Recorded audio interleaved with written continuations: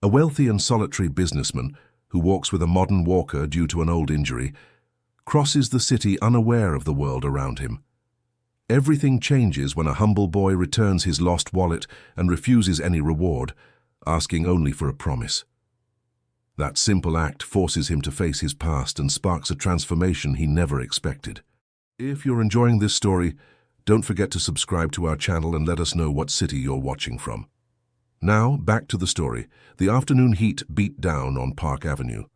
The August sun made the asphalt shimmer, and the flow of pedestrians mixed with the sound of car horns, the shouts of street vendors, and the strong smell of hot dogs from a cart on the corner. It was a day like any other in the biggest city in America, where millions of people crossed paths without seeing each other, each one immersed in their own universe of worries and deadlines. Robert Foster was moving through that afternoon with the same controlled haste as always. His 52 years carried the weight of 3 decades spent building an empire in real estate development. Known in business circles as a man with an iron fist, Robert left no room for sentimentality. His life was made of numbers, contracts, deadlines, and results, and he was proud of it. His impeccably tailored, dark grey suit contrasted with the aluminum walker that had been his companion for 5 years. A spinal injury, the result of a car accident he preferred not to discuss, had changed the way he moved through the world. But Robert had transformed even that limitation into a symbol of control.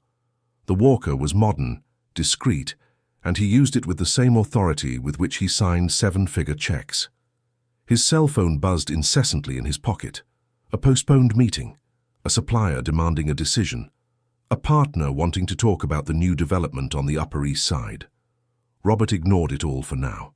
He had half an hour before his next appointment and had decided to walk a few blocks. His doctor insisted he needed to move more, and Robert treated even his own health like a goal to be met. The Italian leather briefcase was firm in his right hand, while his left guided the walker.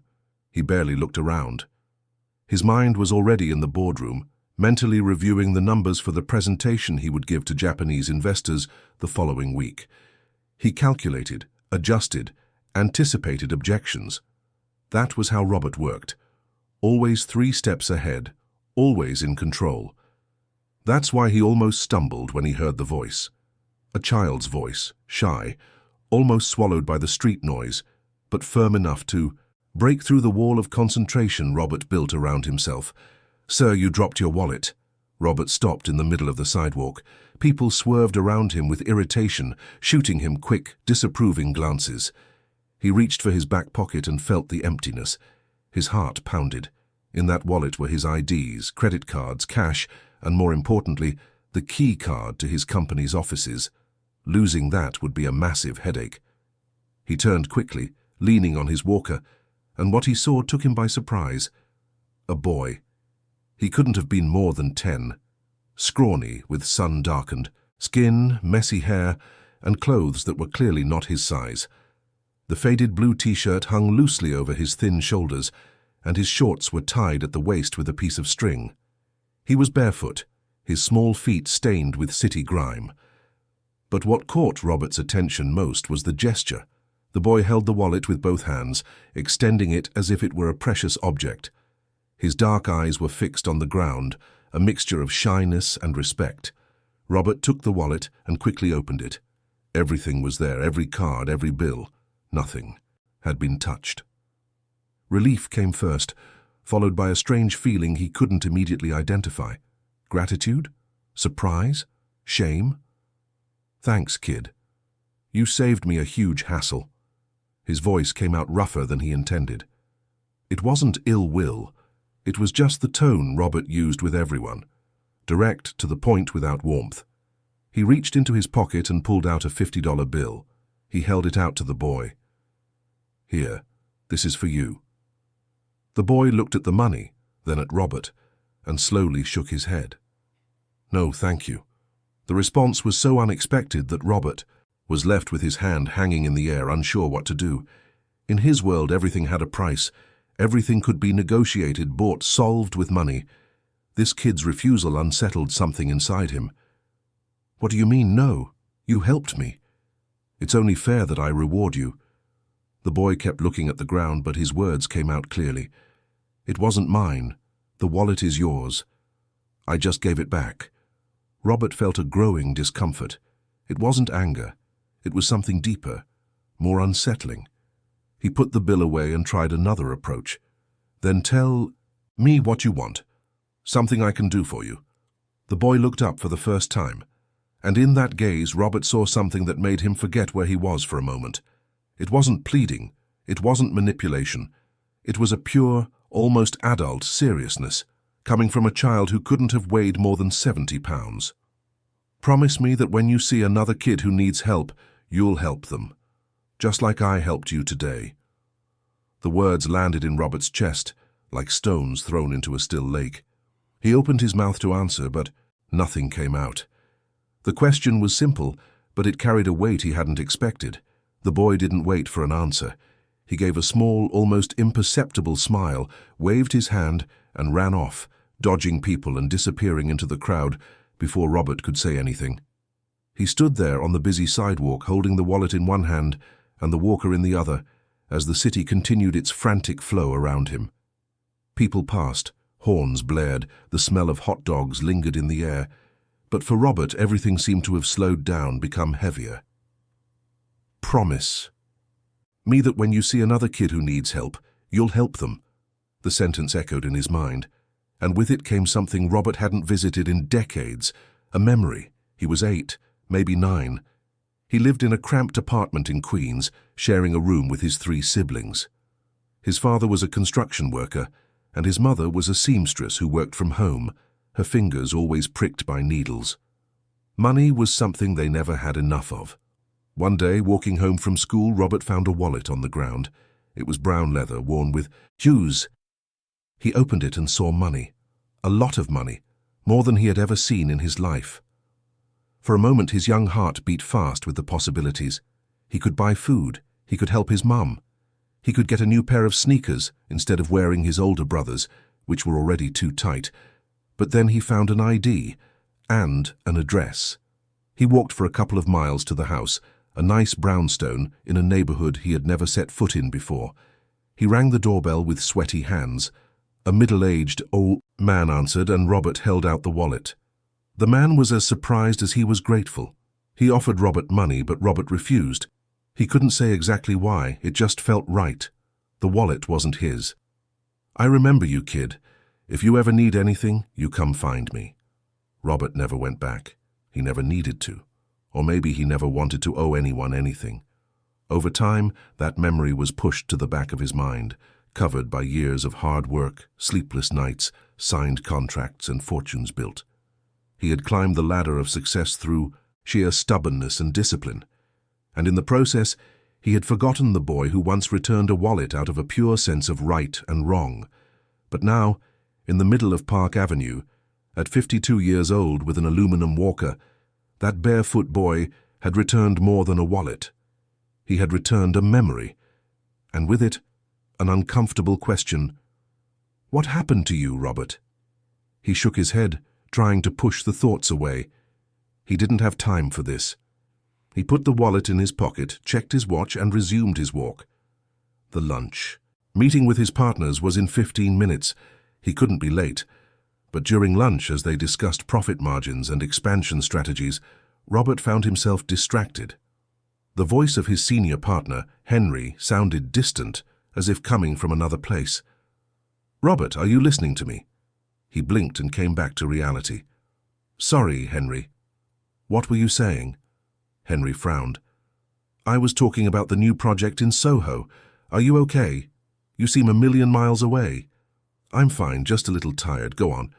But he wasn't fine, and he knew it. That afternoon, sitting in his office on the 23rd floor of the commercial building that bore his name, Robert stared out the glass window. Down below, the city buzzed.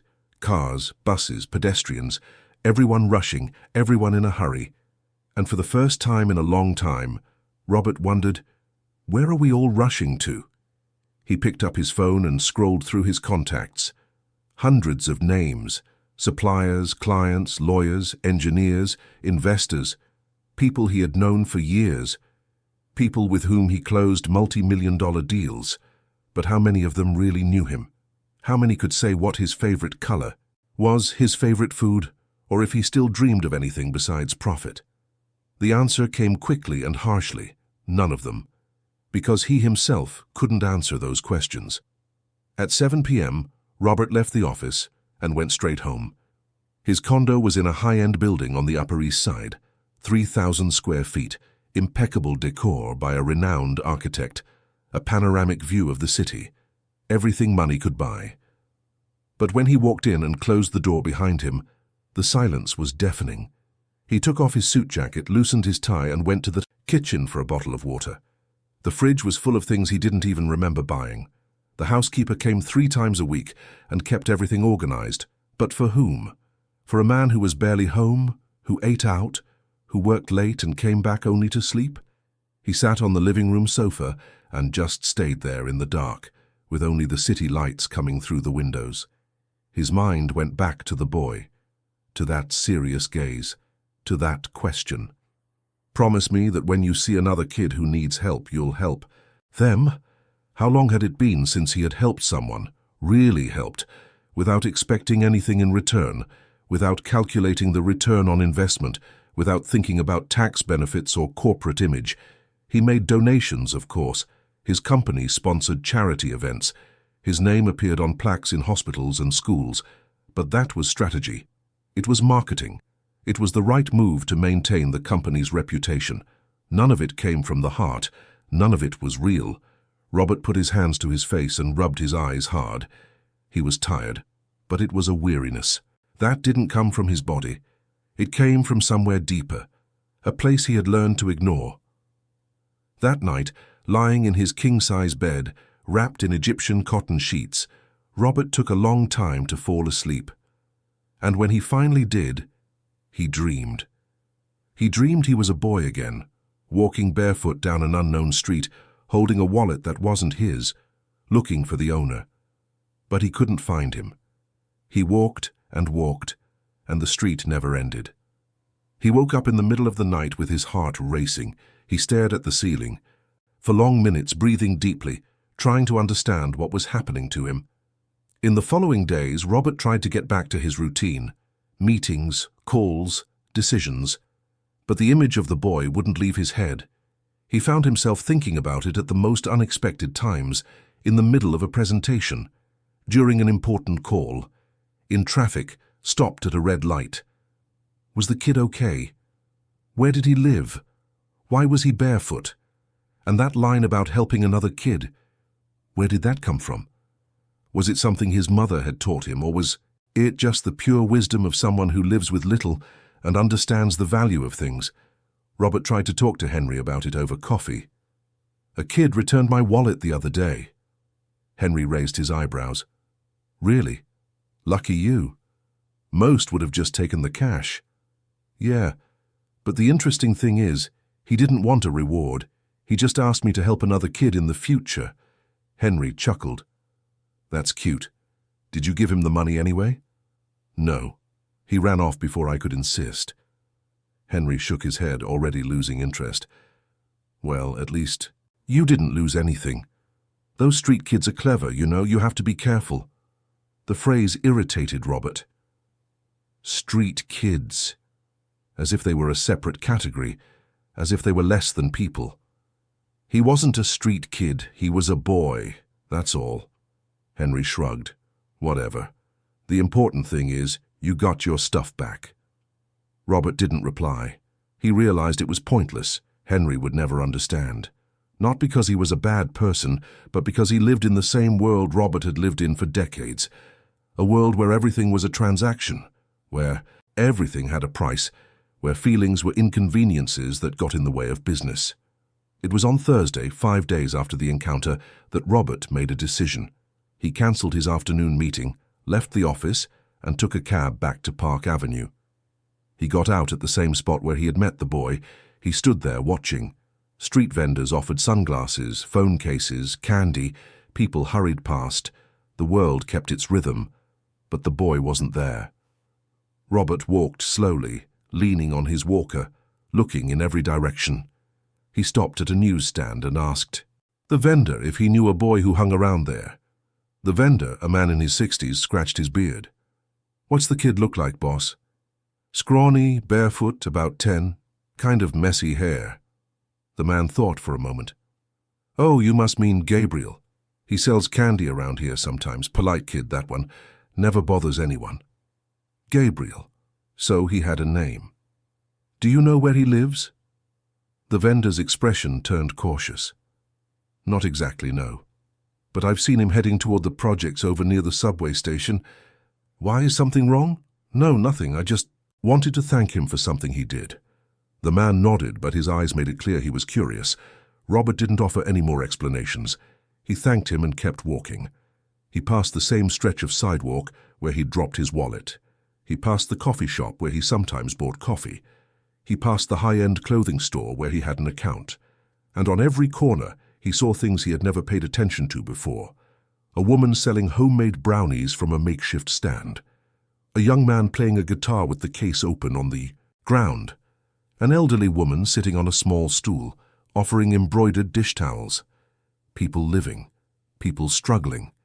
People invisible to those who passed by too quickly to see. Robert felt a weight in his chest. How many times had he walked by here without seeing any of this? How many times had he dodged these people as if they were obstacles, not human beings?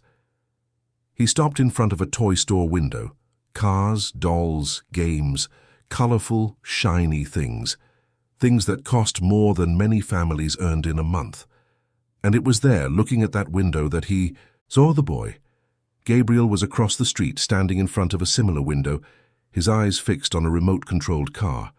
He wasn't touching anything, just looking. But a security guard from the store came out and started talking to him, making sharp gestures for him to move away. Robert felt something boil inside him. He crossed the street faster than his walker usually allowed and reached the two of them. Is there a problem here? The security guard turned, saw the well-cut suit, the modern walker, and softened his tone. No problem, sir. Just asking the kid not to stand in front of the store. Sometimes it bothers the customers. He's not bothering anyone, he's just looking. The security guard opened his mouth to reply, but something in Robert's gaze made him back down. All right, sir. No problem. He went back inside the store. Gabriel was looking at Robert with wide eyes, clearly surprised. You? Robert gave a small smile. The one and only. Remember me? The boy nodded slowly. Of course. You're the man with the wallet. That's me. And you're Gabriel. The boy looked surprised. How do you know my name? I asked around. I wanted to find you again. Why? Because I kept thinking about your question, and I realized I never answered it, so I came to give you an answer. Gabriel waited, his eyes fixed on the man in front of him. Robert took a deep breath. I promise I'll help another kid when he needs it, and I promise I won't forget where I came from anymore. The boy smiled, a smile that lit up his thin, tired face. That's good. I'm glad. Robert hesitated, then asked, Are you hungry? Want to get something to eat? Gabriel looked around, as if he needed to think before answering. Can I? But I don't have any money to pay. You don't have to, it's on me. Come on, there's a diner just around the corner. The two walked side by side. A 52-year-old man in an expensive suit with an aluminum walker, a 10-year-old boy barefoot and in baggy clothes, and as they walked together down the busy sidewalk, something began to change, something small but real. Robert didn't know it yet, but this was just the beginning of a journey that would change not only his life, but the lives of many others. And it had all started with a wallet dropped on the ground and the question of a boy who didn't want money. He just wanted a promise. A simple promise. The diner was on the corner, one of those old neighborhood spots that had resisted time and modernization. It had a glass counter displaying still warm pastries, the smell of fresh coffee in the air, and simple formica tables. It was the kind of place Robert usually ignored, preferring the elegant restaurants where he closed deals. But at that moment, with Gabriel by his side, that diner seemed perfect. Sit down, pick whatever you want. Gabriel looked at the menu board with eyes that shone. There were burgers, sandwiches, pies, cakes, but he stood still, as if calculating what would be appropriate to ask for. "You can choose whatever you like, really. Don't be shy." The boy bit his lower lip, then timidly pointed to a picture. "Just a grilled cheese, then, and an orange juice, if that's okay." Robert ordered 2 grilled cheese sandwiches, a slice of chocolate cake, an orange juice for Gabriel, and a coffee for himself. They sat at a booth in the corner, near the window overlooking the busy street. As Gabriel ate slowly, savoring each bite as if it were the best meal in the world, Robert watched. The small, dirty hands held the sandwich carefully. His fingernails were bitten. His thin arms showed scratches and sun marks. But there was a dignity about this boy. He chewed with his mouth closed, wiped his fingers on a napkin, and said, "Thank you," every time the waitress brought something. Someone had taught Gabriel good manners, and Robert was curious to know who. "Gabriel, can I ask you a question?" The boy swallowed the bite he was chewing and looked at Robert. "Sure. Why didn't you want the money I offered you?" Gabriel looked at the juice in front of him, thinking before he answered. Then he said, with the naturalness of someone simply stating the truth, "Because it wasn't mine. The wallet is yours. I just found it and gave it back. If I kept the money, that would be stealing, wouldn't it? But you could have taken it and I never would have known. I hadn't even seen you." "I would have known, and my mom always said you only keep what's yours. If it's not ours, it's not ours. It doesn't matter if anyone is watching or not." The simplicity of the answer disarmed Robert. For Gabriel, there was no moral dilemma, no grey area. It was black and white. It was right or wrong. And stealing was wrong, even if no one knew, even if the need was great. "Your mother sounds like a very wise person." Gabriel smiled, and it was the first genuinely happy smile Robert had seen on that face. "She is. She's the best mom in the world. She works so hard, cleans 3 different houses. She leaves early in the morning and comes back at night. And even when she's tired, she always makes time to talk to me, help me with my homework, teach me things."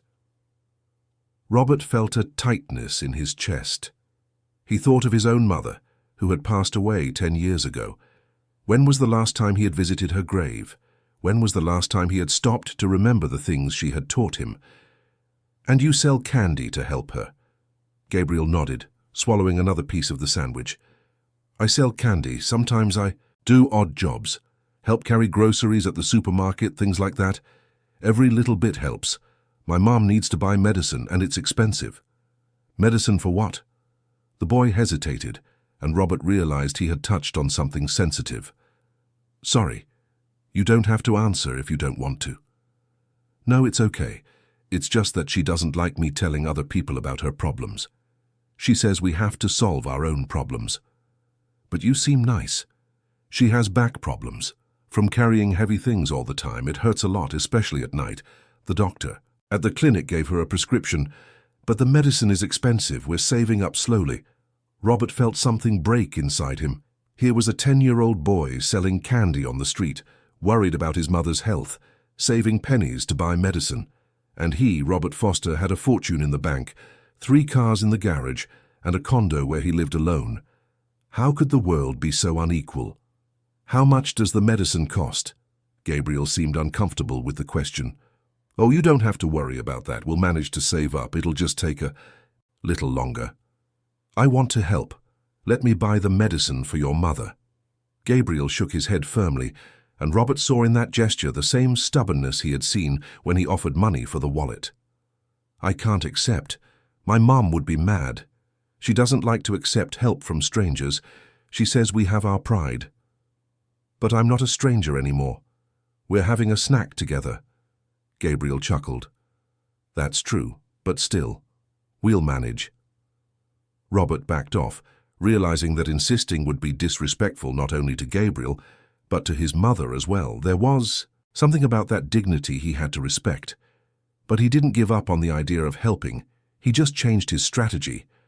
"Okay, but let me meet your mother then, just so I can thank her for raising such an honest son." Gabriel bit his lip, thinking. Then he nodded slowly. "I guess that's okay, but she only gets home at night." Then I can come at night. What time does she get home? Around 7:30, 8 o'clock. Robert looked at his watch. It was 4 in the afternoon. He had a meeting scheduled for 5, but suddenly that seemed less important than meeting the woman who had raised this boy. Can you give me the address? Gabriel was silent for a moment, and Robert noticed the hesitation. It must be strange for the boy to give his home address to someone he barely knew. But after a moment, Gabriel took a paper napkin and borrowed the waiter's pen. He wrote the address in a crooked but legible hand. Robert took the napkin and carefully put it in his pocket. I'll stop by tonight if your mum is okay with it. All right? All right, but you don't have to bring anything, okay? We don't need anything. The phrase sounded like a mantra Gabriel had heard so many times, it had become a part of him. We don't need anything. It was the armor that protects those with little from feeling like they have to ask. It was the pride of someone who doesn't want to be seen as pitiful. Robert understood. He had been like that himself. When he was a boy, he would turn down invitations from classmates because he didn't want them to see his small house, his patched-up clothes. He preferred to be alone rather than expose his poverty. It was a kind of shame that only those who have been through it can truly understand. They finished their snack in a comfortable silence. Gabriel took the last piece of cake and ate it slowly, closing his eyes in satisfaction. Robert drank his now cold coffee but didn't mind. He was lost in thought. When they got up to leave, Robert paid the bill and left a generous tip. At the door, Gabriel held out his hand. Thanks for the snack, sir. It was really good. Robert shook the boy's small hand, feeling the roughness of the calluses on his palms. You're welcome. And you don't have to call me sir, you can call me Robert. Okay, Mr. Robert. They both smiled. Robert realized this was the beginning of something. He didn't know what yet, but he felt that something important was happening. As if a door that had been closed for years was finally creaking open. They said their goodbyes on the sidewalk. Gabriel picked up his box of candy and headed off to sell it downtown. Robert watched the scrawny figure walk away, skillfully dodging people, until he disappeared into the crowd. The rest of the afternoon was difficult for Robert. He tried to focus on his meeting, but his mind was elsewhere. He saw Gabriel in that diner, eating a grilled cheese as if it were a banquet. He saw the boy's mother, whom he hadn't even met yet, leaving home at dawn to clean houses, coming back at night with a sore back. He saw a whole life he had forgotten existed. When the meeting ended, Robert dismissed his driver and took a cab. He gave the address Gabriel had written on the napkin. The cab driver looked at him in the rearview mirror. You sure? That's over by the projects uptown. I'm sure. The driver shrugged and drove on. As the cab moved forward, the landscape changed. The tall, mirrored skyscrapers of Midtown gave way to lower, older buildings. The streets became narrower. The atmosphere was different, more familiar, less rushed. It was another New York, one that existed parallel to the New York of skyscrapers and expensive restaurants. The cab stopped at the bottom of a hill. The driver pointed to a narrow alley. It's up there, but I can't get the car in. Robert paid and got out. He stood there. For a moment, looking at the incline. Irregular concrete steps, houses packed tightly together, the sound of music blasting from somewhere, kids playing ball in a tiny space between buildings. It was another world, and Robert, with his designer suit and aluminum walker, looked completely out of place. But he had made a promise, and he was going to keep it. He started climbing slowly, leaning on his walker. The steps were uneven, and he had to be careful with every move. People looked at him with curiosity and suspicion, a man in a suit climbing the hill. He was either a cop, a politician during election season, or someone who was lost. A woman washing clothes in front of her house stopped what she was doing and asked, "You looking for someone, mister?" Robert paused to catch his breath. The climb was harder than he had imagined. "I'm looking for Joanna's place. She has a son named Gabriel." The woman's expression changed to one of recognition. "Oh, Joanna. Yeah, I know her. It's just up ahead, third house after the bend. Blue house with a green gate. Thank you." She kept watching as Robert continued. She must have been wondering what a man like him wanted with Joanna. Robert didn't care. He had learned that people will always speculate, always have an opinion. The important thing was to know what you were doing and why. He found the house. It was small, made of brick, painted a faded blue with a green gate that had seen better days. There were clothes on a line on the rooftop and a small window with bars. Robert took a deep breath and knocked on the gate. No one answered right away. He knocked again, harder. Then he heard footsteps and Gabriel's voice. "Who is it?" "It's me, Robert." The door opened and Gabriel appeared, a look of surprise on his face. "Mr. Robert, you really came?" "I said I would." Gabriel opened the gate. Robert entered a tiny yard where there was a washtub and a few pots with struggling plants. "My mum's not home yet, but she should be here soon. Want to come in?" Robert went inside the house.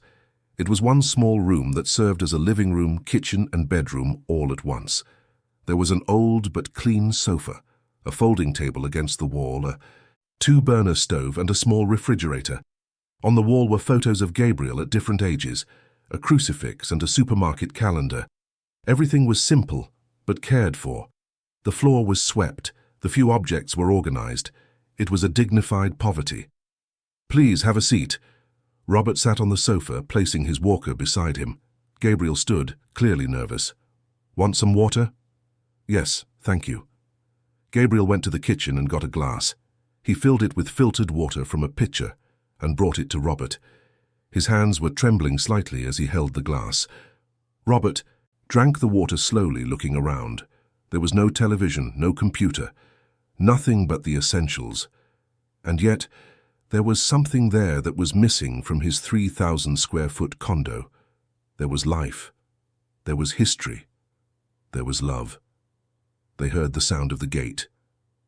Gabriel ran to the door. "Mum!" A tired-looking woman entered, carrying a heavy bag. She was in her mid-30s with her hair tied back in a ponytail, a thin face, and eyes that carried the weight of someone who works too much and sleeps too little. She wore a simple cleaning uniform and worn-out sneakers. She saw Robert and stopped. "Good evening. Sorry, I didn't know we had a visitor." Robert stood up, leaning on his walker. "Good evening. My name is Robert. I came to thank you for raising such a special son." Joanna looked at Gabriel, confused. "What is he talking about, Gabriel?" Gabriel quickly explained about the wallet, the meeting, the snack. Joanna listened in silence, and when her son finished, she looked at Robert with a mixture of gratitude and apprehension. "You didn't have to come all the way up here, sir. Gabriel just did what was right." "I know, but I had to meet his mother. I had to meet the person who taught him these things." Joanna seemed unsure what to say. She put her bag on the floor and sat in a chair at the table, clearly exhausted. "Would you like some coffee? It's weak, but it's hot." "I'd love some." Gabriel went to the stove to make coffee. Joanna took off her sneakers and massaged her swollen feet. "Sorry about the mess. If I'd known we were having company, I would have tidied up better. The house is perfect. Very clean, very organized." Joanna gave a tired smile. "It might be poor, but I'm not sloppy. My mother always used to say poverty is no excuse for filth." Gabriel brought 2 mugs of coffee. Joanna drank hers in silence, watching Robert with curiosity. "Sir, I don't mean to be rude, but why did you come here? You're rich, I can see that. And we're poor. Different worlds. What do you want with us?" Robert appreciated her frankness. There were no games, no pretense. "I came because your son asked me a question that changed something inside me. He asked me to promise that I would help another kid when he needed it. And that moved me. It made me remember who I was before I became who I am. And I realized I've spent years building a fortune, but I forgot to build other things, more important things." Joanna listened in silence, her eyes fixed on Robert. "You want to help us, is that it?" "I do, but not in the way you're thinking. I don't want to give you money and walk away with a clear conscience. I want to understand. I want to know what you really need. I want to do something that makes a difference." Joanna was silent for a long time. Then she said in a low voice, "You're the first outsider to step into this house in 3 years. I don't let anyone come here. I'm ashamed. Not of the poverty, but of the judgment. People look at us and think they know everything. They think we're lazy, stupid, without ambition. No one stops to understand that we work hard, that we have dignity, that we have dreams too. I understand. Because I've been you. Joanna looked up, surprised. What do you mean? Robert told her. He told her about his childhood in Queens, the construction worker father, the seamstress mother, the siblings sharing a room. He told her about returning a wallet when he was a boy. He told her about climbing the ladder through hard work and stubbornness, and he told her how, in the process, he had forgotten where he came from. Joanna listened without interrupting. When Robert finished, she had tears in her eyes. So you know what it's like to wake up not knowing if you'll have money for bread. You know what it's like to go to bed hungry because what little you had went to your child. You know what it's like to lie down at the end of the day with your body aching and know that the next day will be the same. I do. And I also know you can get out of it. I did. And I want to help other people get out of it too. Joanna wiped her tears with the back of her hand. You're different from the others. Usually when a rich person comes here, they come to show off, take pictures, get publicity.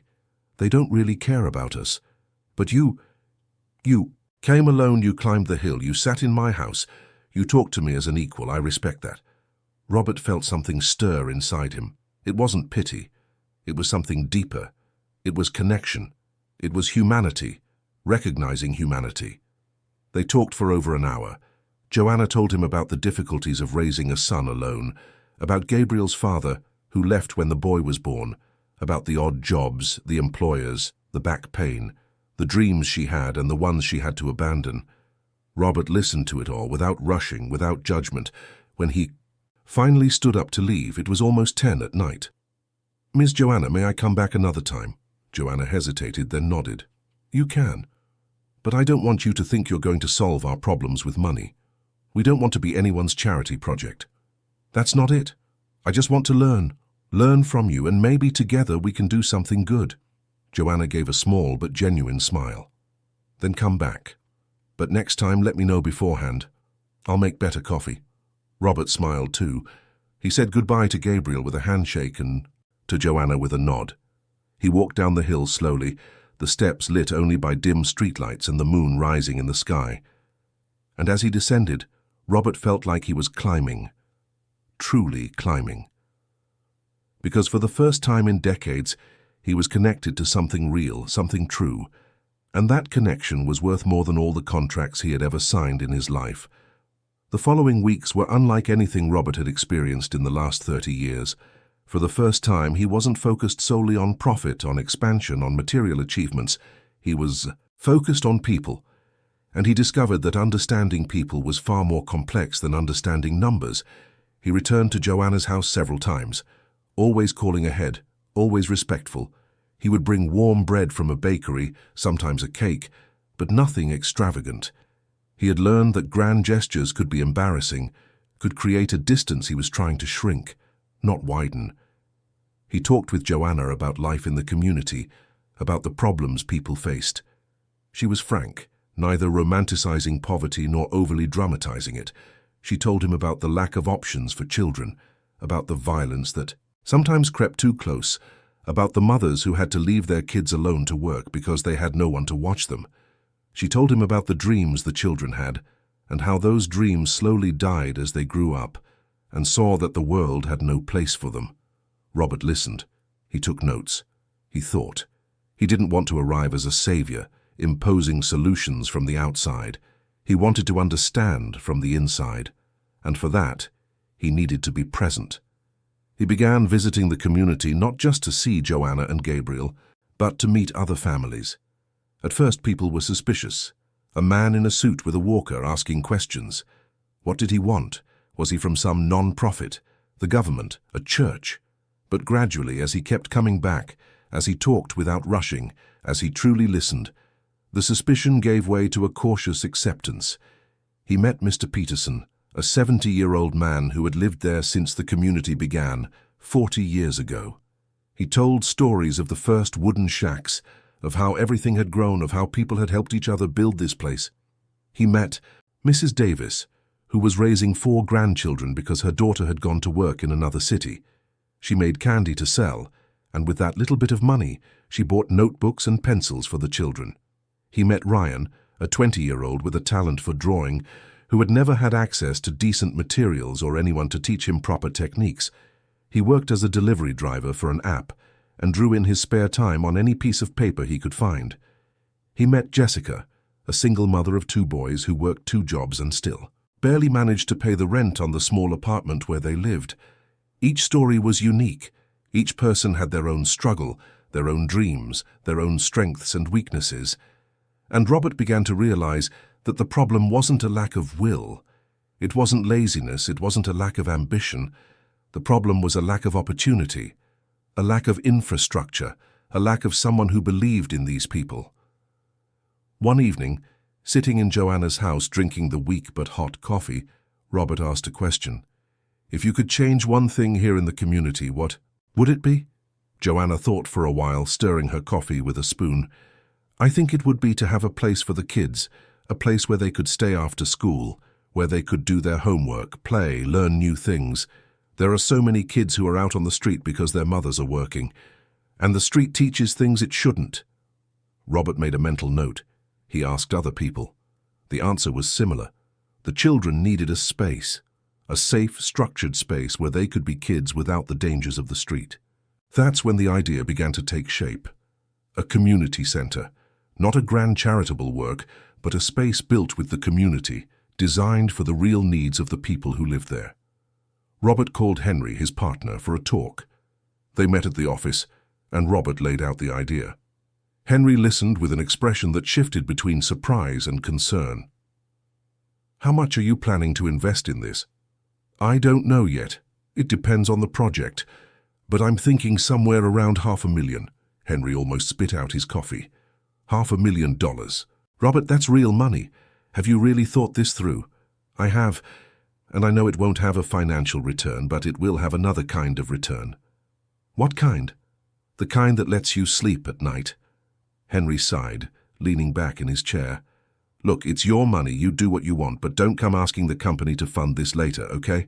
This is your personal project, not ours. I know. And I won't ask the company for anything. It's my money, my decision, my responsibility. Henry shook his head but didn't press the issue. Robert realized his partner thought this was a phase, something that would pass. But he knew it wasn't. This had changed something fundamental within him. He hired an architect, but not one of the big names. He looked for someone with experience in social projects, someone who understood it wasn't about making something beautiful for a magazine, but about making something functional for real people. He found Michelle, an architect in her early 30s who had been working with communities for 10 years. She had a small office, but a portfolio full of projects that made a difference. Renovated schools, newly, built daycares, revitalized public spaces. Michelle went to the community with Robert. She talked to the people, measured the plot of land Robert had managed to negotiate for, took notes, snapped photos. She had no air of superiority, didn't treat the people like charity cases. She treated them like clients with respect and professionalism. 2 weeks later, she presented a design. It was simple but smart. A 2-story building with classrooms, a library, a workshop space, a community kitchen and a small courtyard. Everything was designed to be functional, durable and welcoming. Robert showed the design to Joanna and some of the community leaders. They looked at it carefully, made suggestions, pointed out things that could be improved. Michelle took notes on everything and adjusted the design. When it was ready, Robert called everyone for a meeting at the community's small basketball court. About 50 people showed up, a mix of the curious and the interested. He presented the project using a borrowed projector and a white wall as a screen. He explained that it wasn't charity, it was an investment in people. He explained that he wasn't going to do it alone. He would need everyone's help. And he explained that the space would be theirs, the community's, managed by the people who lived there. At first there was silence, then questions, some suspicious, others hopeful. Robert answered them all with patience. Why are you doing this? What's the catch? There's no catch. I'm doing this because a boy reminded me of who I was before I lost my way, and because I realized that we only have real value when we do something worthwhile. How long will it take? If everything goes well, about 6 months. And after it's built, who's going to run it? You are. With the support of educators and social workers we'll hire. But the decisions will be made by you. It's your space. Gradually, the suspicion gave way to a cautious optimism. At the end of the meeting, Mr. Peterson stood up, leaning on a cane, and said in a firm voice, "Mister, if you're telling the truth, if you're really going to do this, know that you'll have our support. But if it's just talk, if it's to look good and then disappear, you'd better not even start. We've been disappointed too many times." Robert looked the old man in the eye. "Mr. Peterson, I promise I won't disappoint you, and if I fail, you can hold me personally accountable." The old man nodded, satisfied. The meeting ended with a sense of hope in the air. Construction began in April. Robert followed every stage. He didn't just stay in his office sending emails and approving reports. He went to the site, talked to the construction workers, the foremen, the electricians. He took off his jacket, rolled up his shirt sleeves, and stood there, watching, learning, helping where he could. At first, the workers found it strange. A developer on the construction site? But they soon got used to it. Robert treated everyone with respect, remembered their names, asked about their families, and gradually those men began to work with more care, with more dedication, because they knew this project was different. The community got involved too. Men offered to help on weekends. Women brought water and coffee for the workers. Children stood by watching, curious, imagining what this place would be like when it was finished. Gabriel was always around. He helped carry light things, swept the site, organized materials. And he talked with Robert. Simple conversations about school, about baseball, about dreams. One day, as they rested on a pile of bricks, Gabriel asked, "Mr. Robert, why don't you use a cane instead of that walker?" Robert smiled. "A cane doesn't give me the support I need. The spinal injury affected my balance. The walker makes me feel more secure." "I get it. But it must be annoying, right? People stare." It was at first. Now I don't even notice. I've learned that everyone has their limitations. Some are visible, others aren't. The important thing is not to let them stop you from doing what's right. Gabriel was silent, absorbing those words. "Mr. Robert, can I ask you a question?" "Of course. Why don't you have a family? A wife, kids, stuff like that?" The question caught Robert by surprise. He had never stopped to think about it, or rather, he had avoided thinking about it for years. "I was married a long time ago, but we got divorced. She wanted kids, I wanted to build the company. We fought a lot. In the end, she left, and I dove even deeper into my work. I let work take over everything. By the time I realized it, I had money, but I was alone." Gabriel looked at Robert with those eyes that were too serious for his age. "Mr. Robert, I think this project here is kind of like your kids." Robert felt a lump in his throat. It was a simple but profound observation. This 10-year-old boy had a wisdom that many adults lacked. "You know, Gabriel, I think you're right." The months passed. The building took shape. The walls went up, the roof was put on, the windows were installed. Robert followed each phase with a good kind of anxiety, an anticipation he hadn't felt in years. But not. Everything was easy.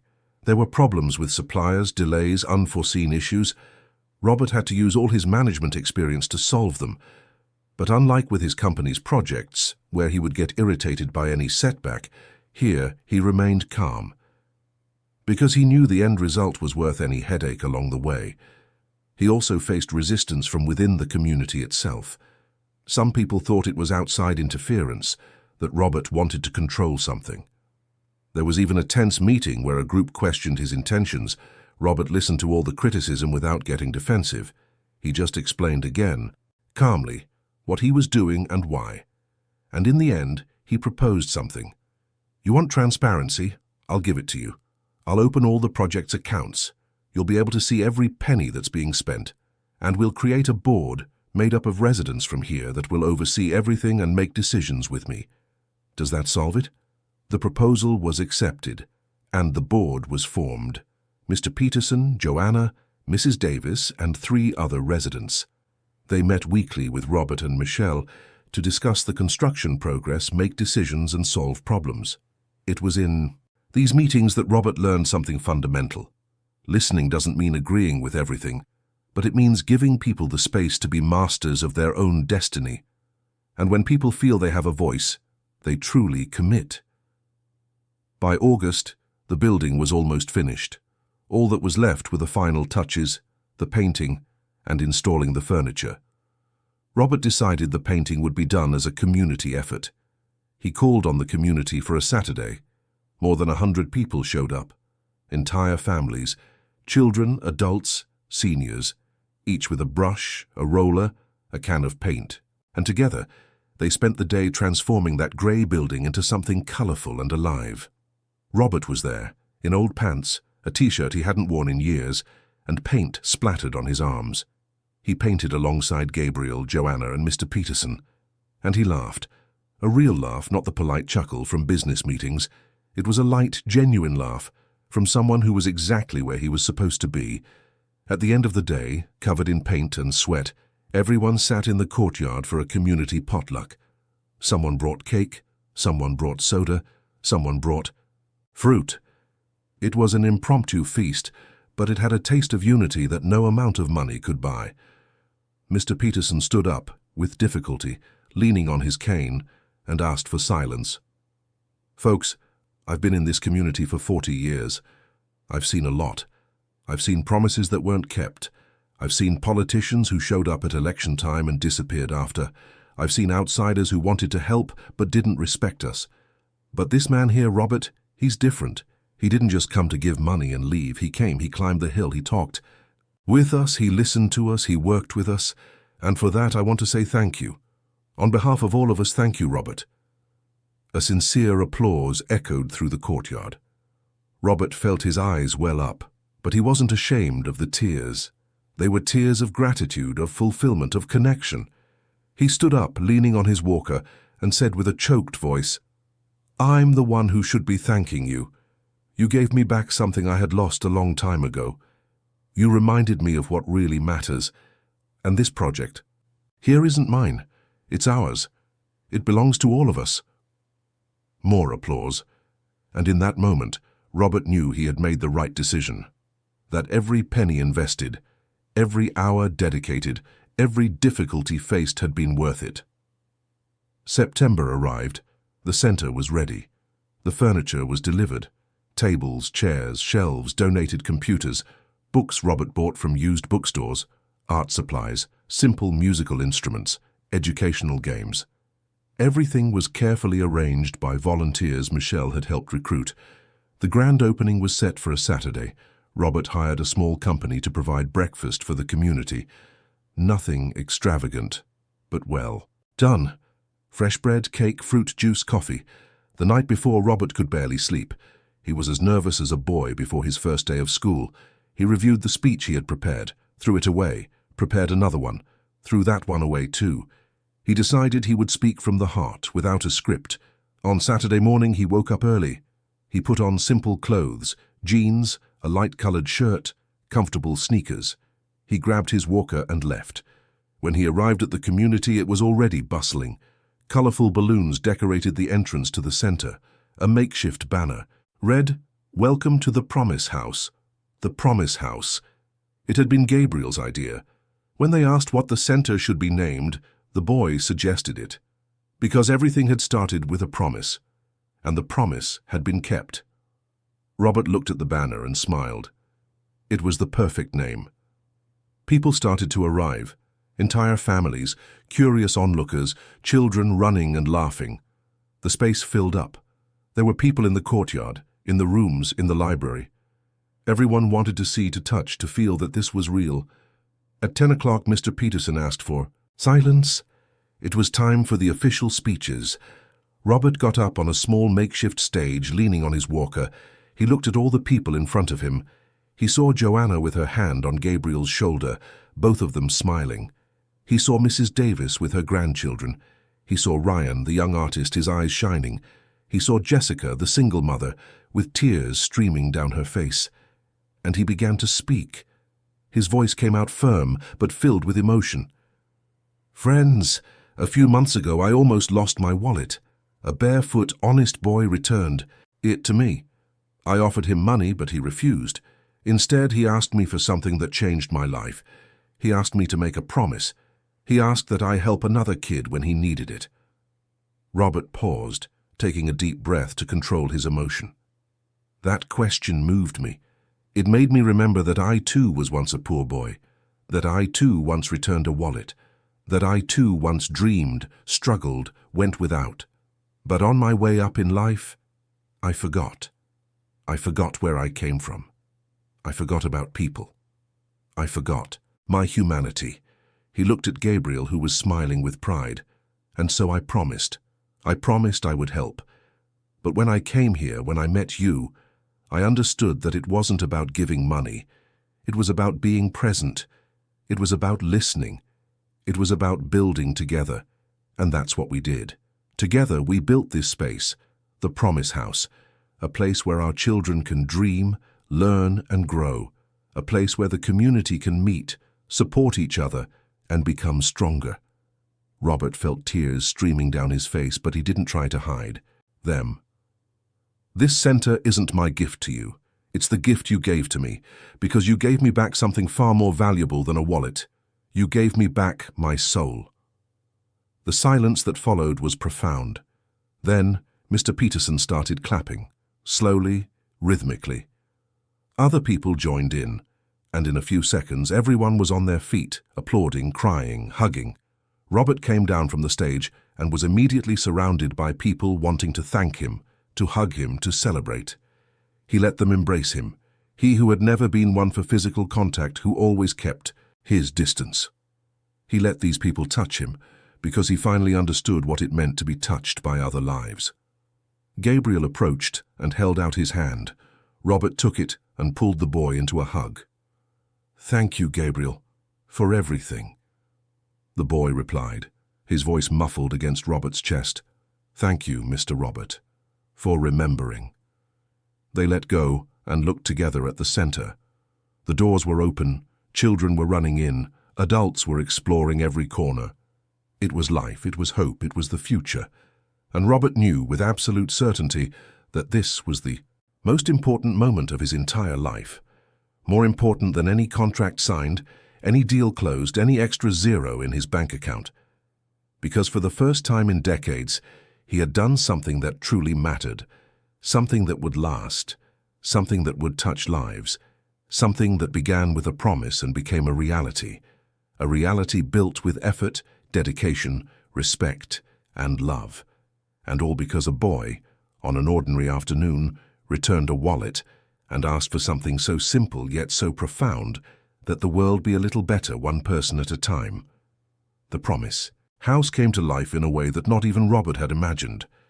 In the first few days after the opening, he stayed around, observing how people interacted with the space. Children ran through the halls with contagious joy, discovering the library, the computers, the art room. Mothers chatted in the courtyard while waiting for their kids. Young people like Ryan finally had a place to develop their talents. Robert had hired 3 educators to coordinate the activities. They weren't conventional teachers, but people who understood the reality of that community and knew how to work with empathy and creativity. Claudia, a 40-year-old educator who lived nearby, took on the role of general coordinator. She had energy, patience, and a maternal way about her that won over the children immediately. Working with her were Luke, a social educator specializing in arts and culture, and Renee, a psychologist who offered emotional support to families in need. But Robert quickly learned that he couldn't just hand over the center and walk away. The community needed him present, not as an owner, but as a partner. So he established a routine. Twice a week he would spend the afternoon at the center. Sometimes he helped with administrative issues. Sometimes he just talked with the children. Sometimes he sat in the courtyard watching life happen. And it was there, sitting on a wooden bench under the courtyard's only tree, that Robert began to have his most important conversations with Gabriel. The boy was still in school, but now he spent his afternoons at the center. He did his homework, participated in art workshops, and helped organize the library. And whenever he saw Robert, he would come over to talk. One October afternoon, with a clear sky and the heat softened by the tree's shade, Gabriel sat next to Robert and was quiet for a while. It was a comfortable silence, the kind between people who don't need to fill every second with words. After a few minutes, Gabriel asked, "Mr. Robert, do you still remember the promise?" Robert looked at the boy and smiled. "I do. And you know what? I remember it every single day.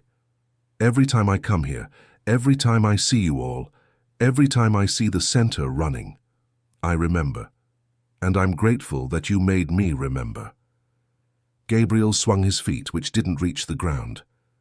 When I gave you back the wallet, I didn't think it would change so much. I just wanted to do the right thing, like my mom taught me. I know, but sometimes we do the right thing without knowing the scale of what we're doing. You planted a seed, and look what grew. They both looked at the activity in the center. Children running, adults talking, life pulsing in every corner. "Mr. Robert, can I ask you something?" "You can always ask." "Do you think when I grow up I'll do the same? I'll help other people?" Robert turned to Gabriel, placing a hand on the boy's shoulder. "Gabriel, you're already helping. If you hadn't returned that wallet, none of this would be here. All these kids who are playing, learning, dreaming, they're doing it because of you. You changed the world. It might seem like a small gesture, returning a wallet, but from that gesture, all of this was born." Gabriel looked at Robert with those serious eyes. "So you think small things can make a big difference?" "I'm sure of it. The biggest changes in the world started with small gestures, an act of kindness, an outstretched hand, a word of encouragement. We don't have to do big things to change the world. We just have to do the right thing always. And when we do the right thing, we inspire other people to do it too. And then it becomes a domino effect." Gabriel smiled, and Robert noticed that the boy had grown in those months, not just physically but emotionally. There was a confidence in him that hadn't been there before, as if he had discovered that his voice mattered, that his actions had weight. "Mr. Robert, my mom said you changed our lives. And she's right, but you changed mine too. Before I met you, I was alive, but I wasn't living. I had everything money could buy, but I was empty inside. You and your mother reminded me of what really matters, and for that, I am eternally grateful." They sat there until the sun began to set, painting the sky orange and pink. It was one of those moments that get etched in your memory, not because they are extraordinary, but because they are perfectly ordinary and perfectly true. In the following weeks, Robert noticed changes in his professional life as well. It wasn't that he had abandoned the company, but his relationship with work was different. He continued to make decisions, close deals, and lead meetings. But now he had perspective. He knew how to distinguish what was truly important from what was merely urgent. Henry noticed the difference. "You're calmer, you know that?" "Am I?" "You are. You used to get stressed out over anything. Now it seems like nothing phases you." "What happened?" Robert thought about the answer. "I think I finally understood what matters, and I realized that life is too short to get worked up over small things." Henry shrugged, but Robert saw that his partner was intrigued. A few days later, Henry asked to visit the center. Robert was surprised but agreed. He took his partner on a Saturday morning. Henry arrived with the same posture he had at the office, observant, evaluating everything with a critical eye. But as he walked through the center, as he saw the children, talked with the educators, and heard the stories, something in his expression changed. At the end of the visit, sitting in the courtyard, Henry said, "I have to admit, I thought you were crazy. I thought you were having a midlife crisis and were going to throw money away. But now I get it. This is real. It makes sense." Robert smiled. "It took you a while, but you got it." Henry was silent for a moment. "You know, Robert, I was poor once too. My dad was a bus driver. My mum was a cleaning lady. I went to public school, worked from a young age. But when I made it, I wanted to forget all of that. I was ashamed of where I came from, and I turned into a person I didn't really like, but I pretended to because it was what was expected of me." It was the first time in 20 years of partnership that Henry had opened up like that. Robert listened in silence. "Seeing you do this made me think, maybe I could do something like this too. It doesn't have to be this big, but something that makes a difference. Robert put a hand on his friend's shoulder. You can. And if you want help getting started, I'm here.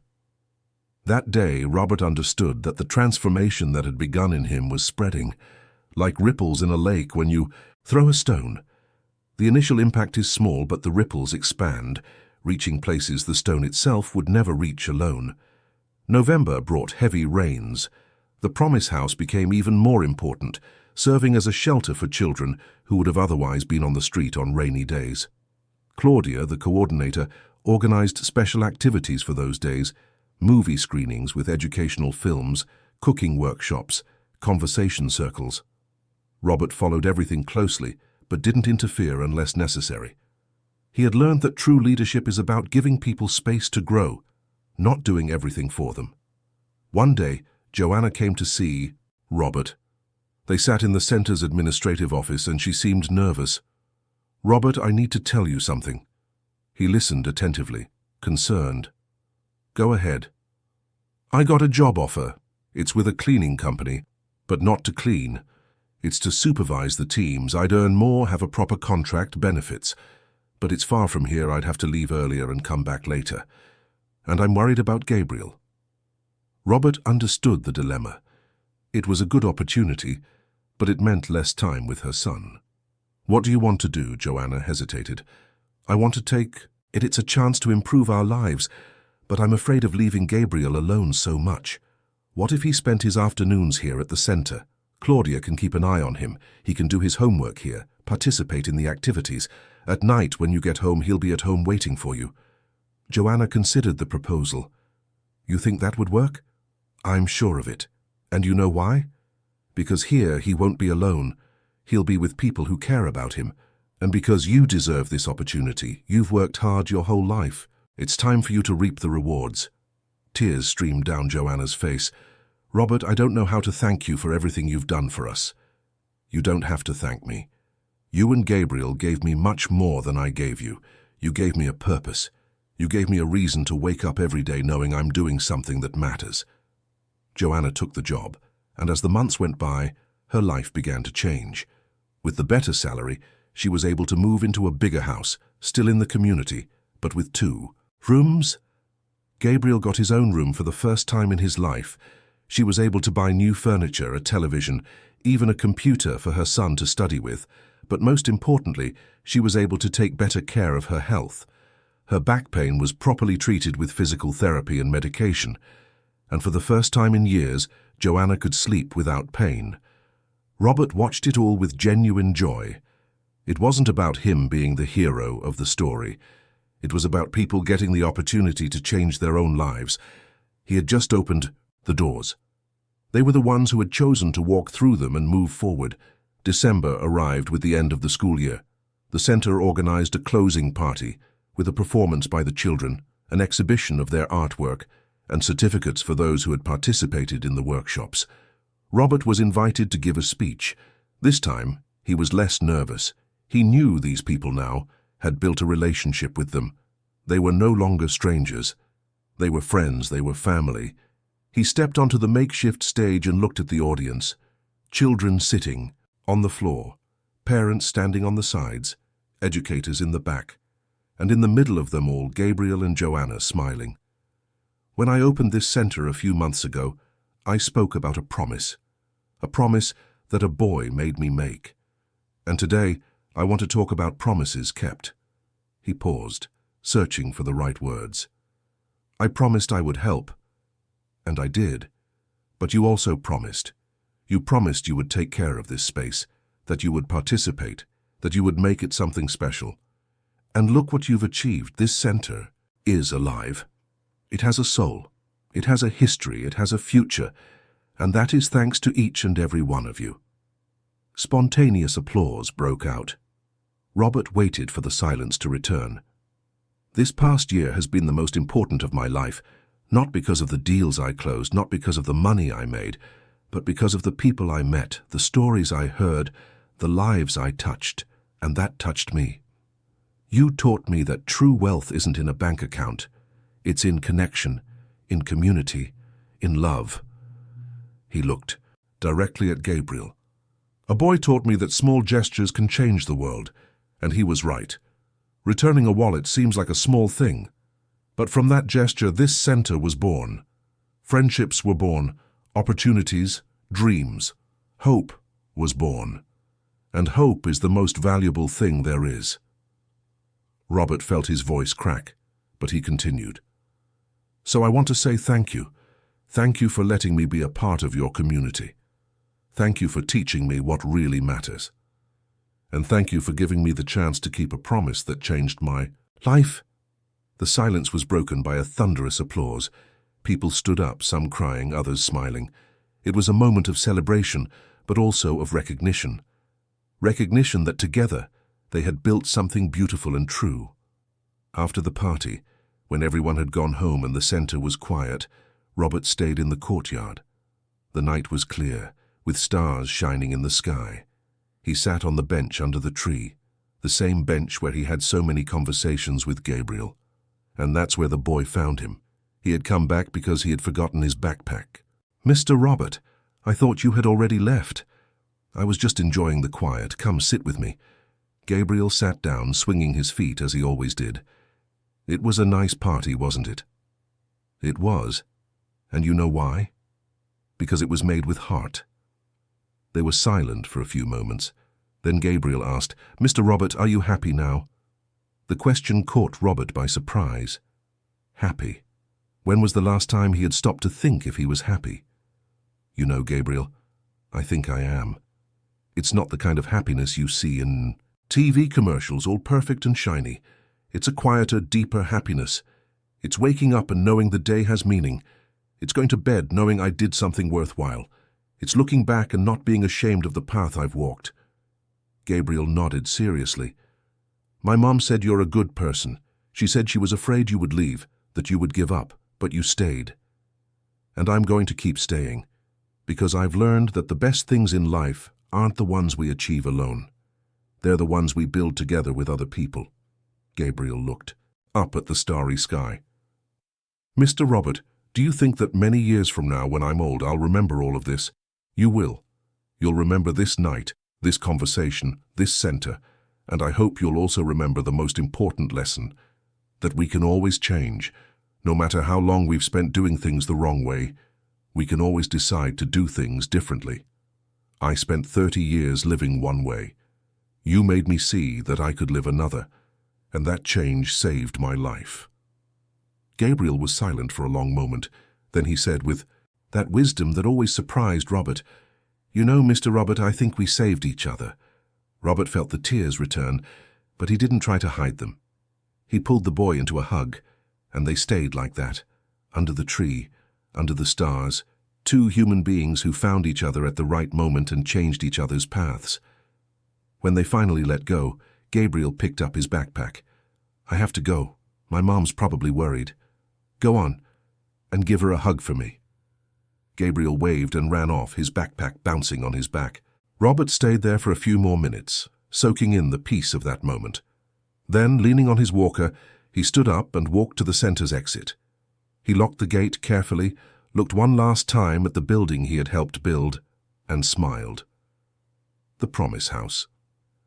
The name couldn't be more perfect, because everything had started with a promise.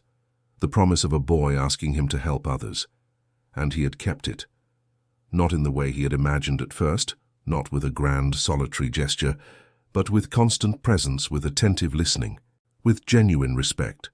And in the process he had discovered that helping others is the best way to help yourself.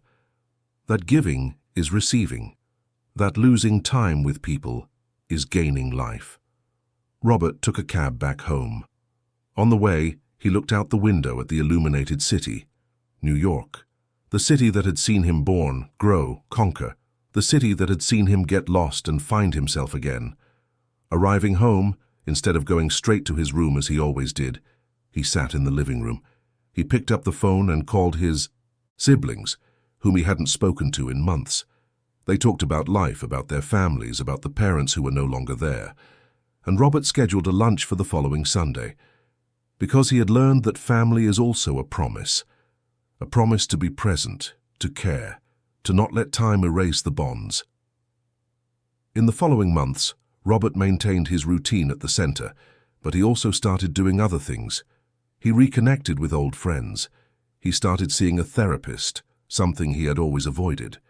He began to walk through the city, observing people, paying attention to the life happening around him. And 1 year after that encounter on the sidewalk of Park Avenue, Robert was back in the same place, but this time he wasn't rushing by, immersed in thoughts about business. He was walking slowly, observing, present. He saw a candy seller, a young man in his 20s. He approached and bought the entire stock. The young man was surprised, thanked him profusely. Robert just smiled and said, "Enjoy the rest of your day. Go home, rest, spend some time with the people you love." The young man left, almost running, not believing his luck. Robert stood there watching the flow of the street, and he thought of Gabriel, who was now in school, studying, dreaming of the future. He thought of Joanna, who had found stability and dignity. He thought of all the children at the Promise House, learning, playing, growing, and he realized that the promise made by a barefoot boy had multiplied, because now it wasn't just him keeping promises. It was dozens of people in the community and outside of it, making small gestures of kindness, believing they could make a difference. Life had taught Robert that we don't need to make grand revolutions. We need to make small daily revolutions, return a wallet, extend a hand, listen to a story, be present, keep promises. And when many people make small daily revolutions, the world changes. Not all at once, not with noise and spotlights, but slowly, silently, consistently, like a seed that becomes a tree, like a returned wallet that becomes a community center, like a lost man who rediscovers his humanity. Robert smiled at the city, mentally thanked the boy who changed everything, and continued walking. He didn't know exactly where he was going, but he knew he was on the right path, the path of kept promises, the path of the heart, the path home.